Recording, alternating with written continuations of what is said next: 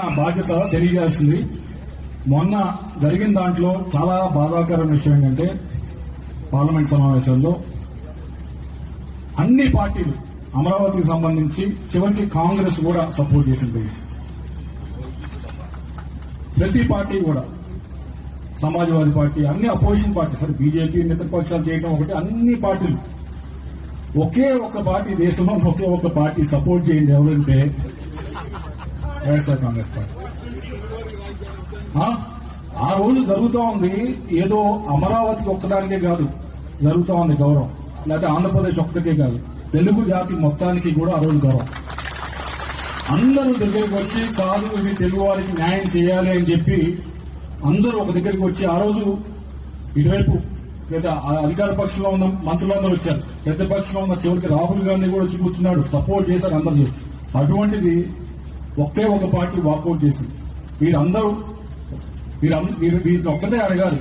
ఇక్కడ ఉన్న ఇన్ఛార్జీలు చాలా ఉన్నారు నియోజకవర్గానికి, వీరిని అడగవలసింది మన ప్రశ్న ఏమిటి అంటే, అయ్యా మీ స్టాండ్ ఏంటి అమరావతి పైన స్పష్టంగా చెప్పండి అని చెప్పి వారిని దయచేసి అడగవలసిన పరిస్థితి ఉంది. ఎందుకంటే వీరు ఏదేదో మాట్లాడి ఒకరోజు మామిడికాయని ఒకరోజు ఆవకాయని,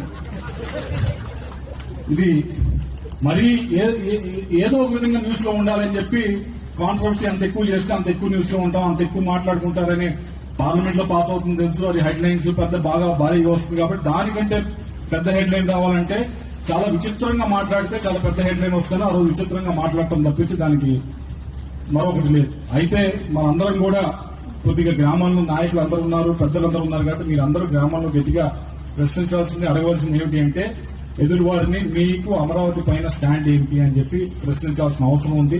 దీనిపైన మాత్రం మీరు ఎట్టి పరిస్థితుల్లో ఎక్కడా కూడా వెనకడుగు వేయాల్సిన అవసరం లేదు. మనం అన్ని పద్ధతి ప్రకారం కరెక్ట్ గానే చేసుకుంటూ పోయాం కాబట్టి దీన్ని గట్టిగా మీరు మాట్లాడాల్సిన అవసరం ఉందని తెలియజేసుకుంటున్నాం.